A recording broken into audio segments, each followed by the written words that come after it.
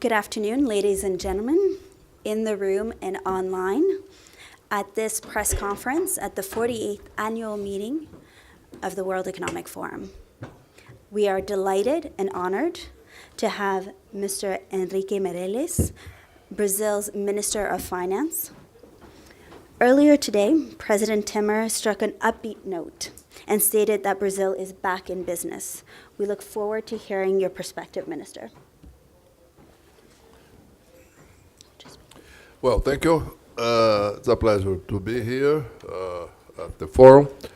It's a very positive moment for Brazil. We came here last year when we met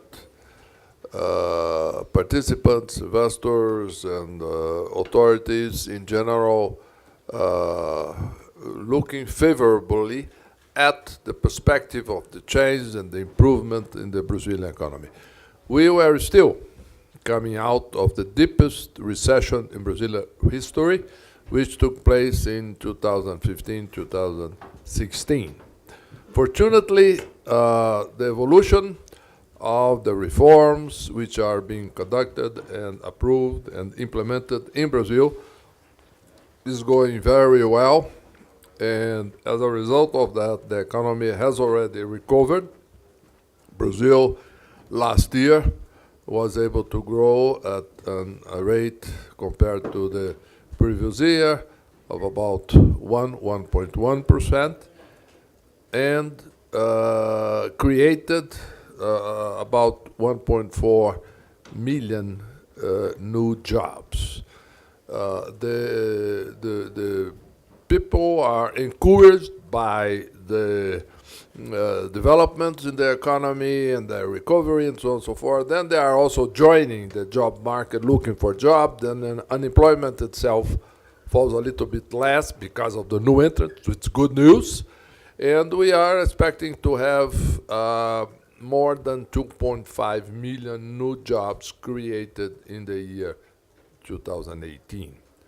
Our expectation for GDP growth rate in 2018 is about 3%, which is above what is still being projected by many analysts who are getting closer to that number. There is an evolution throughout the year.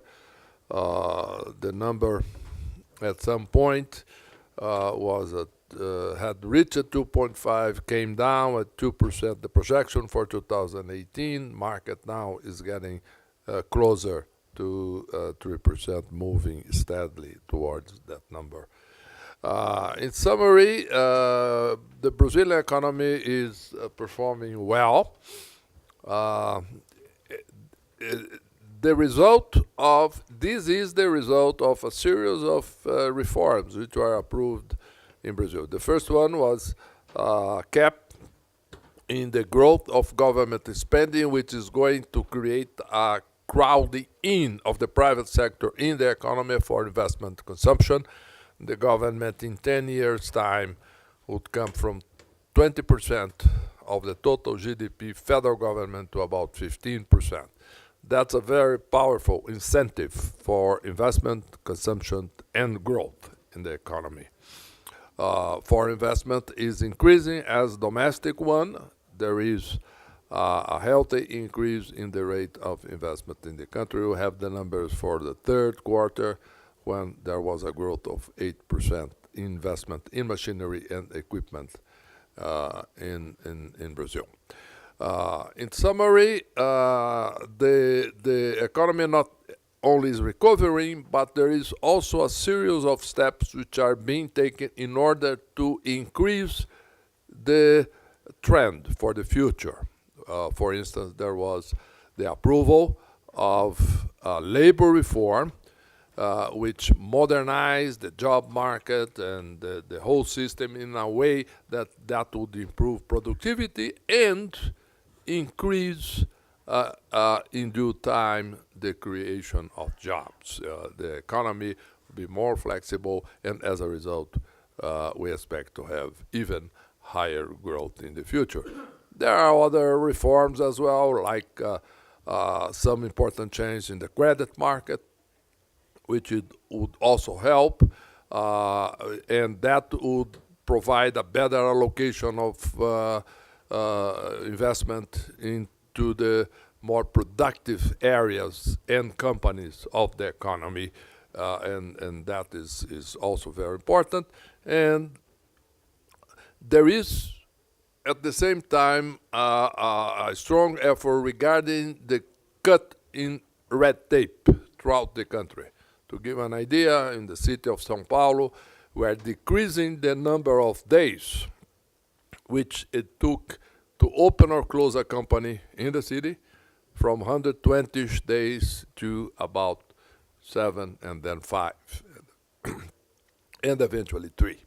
In summary, there is a series of reforms which aim, at the end of the day, to have a moment when, in the next years, we'll have the trend rate in Brazil, which demographically adjusted was at 2%, going up, and we expect it, after all the reforms, to be at around anything between 3.5 and 4%, the trend rate of the GDP growth for next years. There is a very important reform being voted in Brazil now. It is the pension reform, when we are reforming the Social Security system. We expect it to be voted now, in February, next month. And also, this would be a very important step forward towards balancing, not only balancing the budget in the future, but also creating a fairer system in which the lower level income persons would have the same rights and the same conditions as higher salaries, which the Social Security system today is somewhat biased towards higher salary for a variety of reasons. That is being corrected with the new Social Security system, which is being, again, proposed to Congress, besides modernizing the system and adjusting for the demographic changes in Brazil throughout the last years. In summary, there is a whole range of reforms being implemented in Brazil, and that is already showing its results. Business confidence is up, consumer confidence is up, the economy is growing now, this year at a solid pace, and we expect it again to be keeping this pace during the next couple of years, and then eventually increasing somewhat that rate as a result of the productivity reforms. That's about the summary of what I would like to say. Wonderful. I would like now to open the floor in case there's any questions from the audience. The lady in front. Please state your name and your organization. Célia Frofe, Broadcast Grupo Estado. I've heard from you and other Brazilian authorities that there is a big interest on Brazil this year, especially this year. There is also optimism, but what you can see earlier was during the Mr. President's speech, the room was not so full. Mm-hmm. How can you explain that for me? There is an interest, really.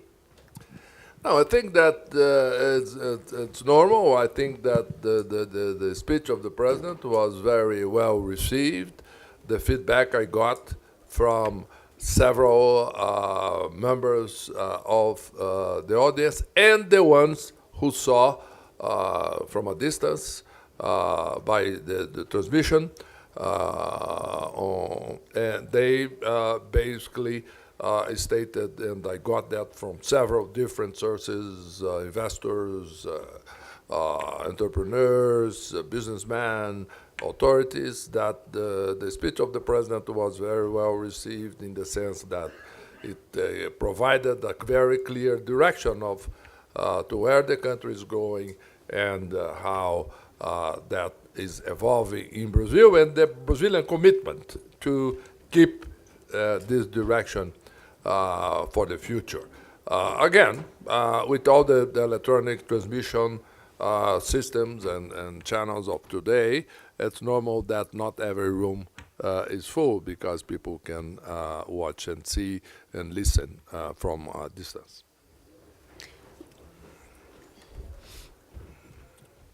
Hello, Minister. This is Vivian Rodriguez with Bloomberg. I wanted to bring the discussion to a very specific point, and this point is the question of the transfer of rights on Petrobras and the federal government. Earlier today, we spoke with Minister Coelho here, who said that he's close to coming to some sort of common ground between the company and the government. But I'm wondering, which camp do you follow? If the Minister Diego Oliveira says that we need money and Petrobras needs to pay us, whereas Petrobras is saying we need to get the oil ourselves. So where does the finance ministry stand into this dispute right now? Well, there is a negotiation going on. What we have is a positive development in the sense that more oil was found and discovery, and there is a discussion evidently now between Treasury and Petrobras of how to settle that, because the way that agreement was defined in the past was not precise. But we are having a very good series of conversations with the president of Petrobras. Actually, we had a meeting even last week in Brasilia, and I am sure that in due time we will reach a good agreement. Evidently, that Treasury indeed is expecting to receive a good compensation from Petrobras for all the new oil fields and all of that. But again, I think that the question is to be here on a fair ground. And if I can just follow up also, because bringing back Minister Diogo Oliveira, who mentioned that there could be what we say in Portuguese, contingenciamento, right, a contingency coming very soon. I mean, of how much that would be, I mean, when could we expect that to take place? Well, we don't have that number. The contingenciamento means the fact that if for some reason the expenses are higher than what is in the budget, what is expected or set by the ceiling on growth of government spending, for instance, the government can basically cut either horizontally or selectively the budget area by area. And basically what we are saying is that if there is a need, that will be done. We have not determined at this point any specific amount. There are some important points which are under decision now. For instance, there is a decision on the Supreme Court about the postponement or not of the increase in salaries of civil servants, for instance. There are other decisions which are going to be taken by Congress when it's again resume now the legislative work by February, like the taxation on the payroll, for instance, of corporations and etc. That after some time, the taxation works in that specific case not only to increase the revenues but also to decrease expenses by Treasury, because Treasury reimburses the Social Security system for part of that lost revenue in case there is no such a payroll tax. In summary, there are several projects going on. What the minister is basically saying is we are prepared. If it's necessary, we will have that adjustment in the budget, which actually it did take place in the year 2017. There was the so-called contingenciamento in the years 2017, and if necessary, that would be done again. A gentleman had a question in the front.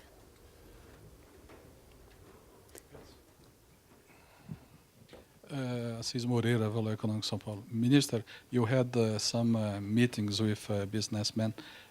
Could you just elaborate a little bit, summarize if there is any new investment announced for Brazil during these meetings? Well, the projected total foreign direct investment for Brazil in the year 2018 is projected by Finance Ministry at $88 billion in the year 2018. The forecast for what took place in 2017 is about 75 billion. It's a forecast because the final number was not still published by the central bank. In summary, this is what we are expecting, and all the conversations we are having with investors and business which have already worked in Brazil are confirming that. That there is growing confidence that the Brazilian economy is growing and will keep growing during the next years according to our projections. In summary, it's a confirmation, basically, of the numbers we are projecting for the year 2018. It's, again, GDP growth rate projected at 3% versus 1% last year, and versus a contraction in 2015 and 16 of about 8% of GDP. Then it's a strong recovery, and companies are already betting on that. I'd like to see if there's one more question from the room. I wish you could talk a little bit about Electrabras. I mean, the minister today, I'm just basically chit-chatting, having two ministers chit-chat through me here today.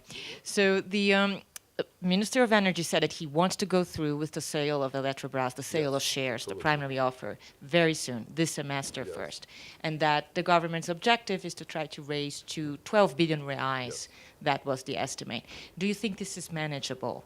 I mean, given all that's going on, just to get the regulation, plus the pension reform, plus the elections, right? Can we actually see this taking place until June?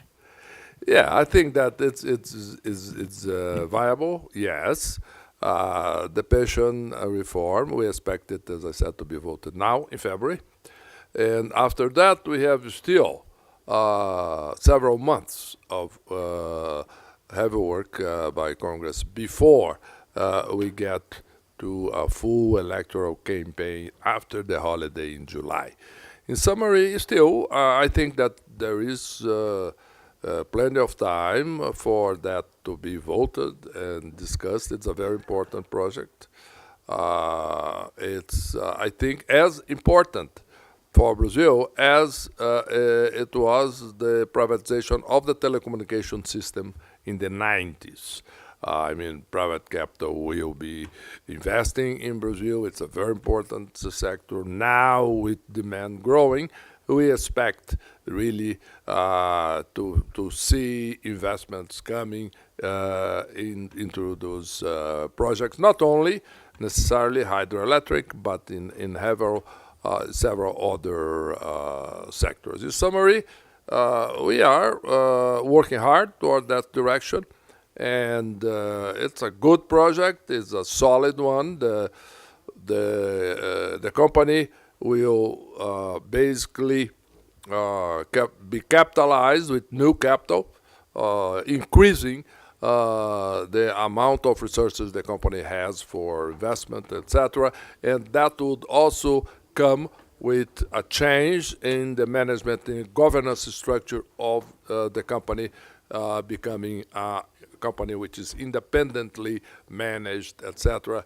And I think that would be market friendlier, and we think it would attract much more investment for the country, for the electricity sector, and a better management of the Brazilian resources.